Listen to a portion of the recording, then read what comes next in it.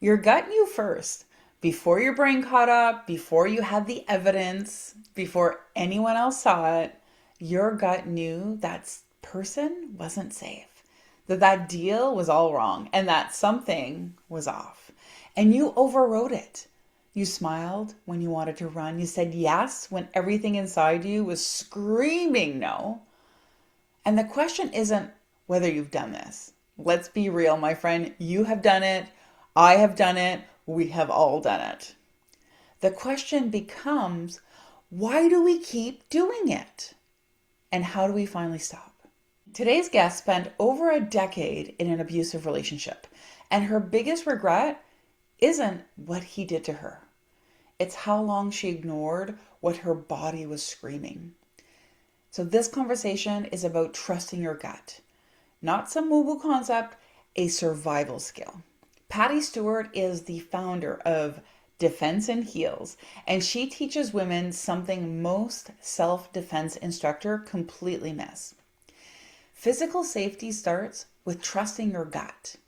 So, Patti, welcome to the show. I want to start somewhere real. So, you've talked about being told your whole life that you were too much, that you needed to pipe down, that you needed to let someone else shine. And then you got into a relationship where you weren't allowed to shine at all. So, take me back. What was the breaking point?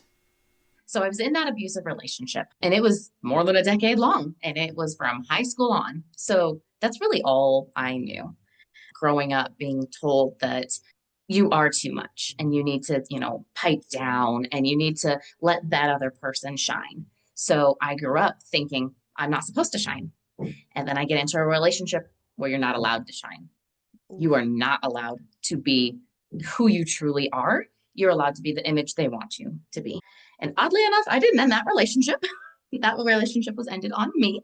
Blessings from above. The universe was watching because I had started my journey about halfway through that marriage of something's not right. Like, this is not okay. What I'm going through is not okay, but also I'm not me. Like, I lost who I am. And once that relationship ended, is really when I dove into finding out who am I? Like, am I the person that I was before? Because I don't feel like that person. And how do I become that person again? A lot of people just don't dive into it at all. But it was that therapy aspect of like, I need to fix me. Like, who am I? So then I had to figure out who I am.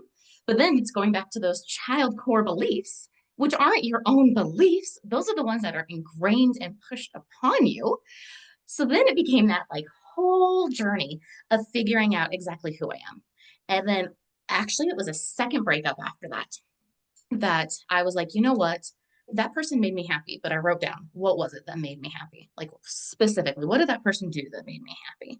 And so I figured out how I can create my own happiness without another person while still working on myself and figuring out the childhood stuff and figuring out the adult stuff and how to heal from the abuse. Patti, thank you so much for sharing that. So many of us know exactly what that override feels like, even if our version looks different than yours. Unfortunately, I've been in that boat as well. My first abusive relationship was in my 20s. And when I look back now, all the red flags were there, but I didn't have a strong constitution in my worth. I made excuses.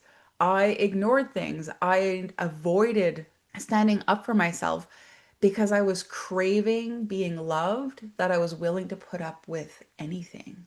So here's what I want to understand. How do you tell the difference between your gut saying danger versus old trauma being triggered? How does that real intuition actually feel for you in your body? So it's going to be a little bit different for everyone. Think of it as more of your stomach. If it's in your chest, that's more anxiety and fear. But if it's in your stomach, that is your intuition. However, if you have not been listening to it for the last 20 years, you're not going to understand the little nuances that's going to give you. You're not going to understand the little weird feelings you're going to get. So it starts with the little things and listening to it. That weird feeling of something's off and your stomach just does that one teeny tiny turn. Not enough where you're actually worried about your stomach or you think about it or anything, just that one little thing. And then you're like, and you move on with your day. That's your intuition talking to you right there. It could be the walking out of the house and you forgot your keys, and then your coffee cup, and then your purse, and then your lunch bag, and then everything else. And you're like, why the heck am I forgetting and forgetting? This is my same routine I do every single day. How is it possible I'm forgetting everything in one little section? It's your intuition slowing you down for something. Okay, I have to pause here because here's what most people miss. Instinct and intuition aren't the same thing. I know a lot of people use them interchangeably, but here's why you shouldn't. Instinct is your survival brain, that reptilian mind. It's fast, it's reactive, and it's the part of you that kept your ancestors alive when a tiger walked into camp. Your intuition is different. It's your inner wisdom. It's pattern recognition that happens below conscious thought. Its main focus is to keep you aligned, and it's still keeping you safe, but the way that it does that creates a higher level of security in the long term. It thinks long term rather than reactive short term. And the problem is that they can feel completely identical. Both show up as something's off. So, how do you know which one's talking? So Patty just gave us a clue. For her, it's chest versus stomach, but there's a lot more to it. So listen to what she says next about where we first learn to override these signals. We were told at a young age to sit down, be quiet. That is actually teaching your intuition at a young age that you don't listen to it. Now, Mm-hmm. yes, we are supposed to do as we're told when we're children. However, if you are ignoring that at a young age, that uncle makes me feel uncomfortable and you're making me hug and kiss him. That person that keeps coming over to the house that I keep telling you is giving me the heebie jeebies, but you're telling me it doesn't matter. I mean, that's our intuition at a young age, but we stop listening to it when we're young like that. And then, same thing, The Shining. You did something amazing you're so proud of, and your parents are like, cool, Yeah. that's it. Like you're like Been through so that. proud of this, over the moon excited. And the response you get is cool. It shows your intuition, it doesn't matter. So we started at a young age. And then it's usually not until your 20s or 30s when something happens to you or your friends when you're like, oh, I should probably start paying attention. Well, now you have 20 or 30 years to refigure out your entire body. So Mhm. starting with the little teeny tiny things like the stomach and the turning, but then analyzing it. Why do I feel this right now? Do I feel this right now because something's happening or because I don't want to be there? All those thoughts going through your head are going through your head for a reason. As women, we tend to ignore all those thoughts because we get a lot of them. We think a lot. However, that's your intuition talking to you. Your body will realize things before you do. Picking up on those little things because, like those red flags that you had in your relationship, like your body gives responses, you're just ignoring them. That uncle makes me feel uncomfortable and you're making me hug and kiss him. Did you hear that? That's where it starts. That's where we learn to override the signal, to be polite instead of safe, to make everyone else feel comfortable instead of trusting ourselves. And 20 years later, we wonder why we can't hear our own intuition. It's not that it stopped working or that it stopped talking to us, it's that we've spent decades training ourselves not to listen. Patty, you run a business, you teach self defense, you wrote a book, and you're a single mom with two kids. Now, that is a lot of demand on one person. So, here's what I really want to know. How do you create that space to actually hear what your intuition is telling you? Because I know when you're running from task to task, that signal gets drowned out by the noise. How do you protect that? Learning to rest is hard because as women, we don't rest. We go. Throw in a little ADHD for me. So I go, go, go until I crash and burn. I'm one of those people where I have so many passions and so many interests, and I want to do all the things. You don't actually have to do all the things. So I'm learning it's okay to have a day where you do nothing but read books. It's okay to take a vacation and turn your phone off. It's okay to have a nothing day and literally do nothing. Like as women, we are always told you can't do nothing. Like you have to cook and you have to clean and you have to do mom duties and then you have business duties and then you have work duties and you have everything else. And we never slow down. Right now, I'm learning slowing down is actually in your feminine energy. If Mhm. you are in your feminine energy, you're able to produce more because women produce. That's what we do. But it took me, 30 something years to even understand the concept of rest, let alone give myself permission to rest. I'm my own worst critic. I'm also my own worst enemy because I won't slow down. So I had to learn to schedule my slowdowns because if it's scheduled, I'll do it. Your body will yell at you and you'll get sick if you don't slow down. Your body will yell at you. So I had to learn that. And so that's how I learned to take my rest days. And so now I have one day a week. I call it my nothing day. Now I plan for the week, I cook and I clean, but I don't book anything on that day. I don't respond to emails on that day. Adding that slow down day actually made it so that I was able to produce more, to give and receive more. I've overworked, I've done the grind, Yeah. and something I know for sure is when you work tired or stressed or frantic or not focused, whatever you're trying to finish, you're going to mess it up. And then Yes. it's going to take you like four times more effort to fix it later. Patty, so your gut is talking and you're learning to listen, but at some point you still have to execute, right? So you wrote a book while working full time with two kids. So how did you balance the gut saying, yes, do this, with the reality of actually making it happen? How did you treat intuition as the compass and strategy as the map? For me, it was that thing I couldn't get out of my head. It just kept coming back. And then random people would mention random things that brought that idea back in my head. I've never talked to this specific friend about writing a book, and she recommends it. I've never, gone to a networking event and they say, oh, we need another book writer in here. And these random things kept coming back. And then that intuition was like, well, you should do it. And then my gut was like, what are you doing? You're crazy. And then my head throw that in the mix. It was, how are you going to figure out the time for this? You don't have the time. You're working a full time job. You have a business that you're doing 20 to 30 hours a week, and then you have two children. And then I finally just took it because I was like, if the universe keeps telling me I need to do this, I need to do it. Mhm. And I listened. I think it took me 8 months of getting those constant and once a week randomness. And then I finally did it. And the biggest thing was making sure it was bite size. The idea of writing it was daunting. However, the gal I was working with to help me broke it down for me week by week. Here's your homework assignment. It was 4 or 5 hours a week. But if I broke it down to 30 minutes a day, I could Mhm. do that. That's a lunch break. That is a TikTok doom scroll. That is how I broke it down. I can do 30 minutes a day, or a day that you left work for an appointment early. I can knock out 30 minutes while I'm waiting in the doctor's office, making use of those extra minutes. So that was how I kind of like did the book so that I could listen to that intuition of you should do it, but not the complete overwhelm of it. And then I also worked with somebody that was able to help me and guide me.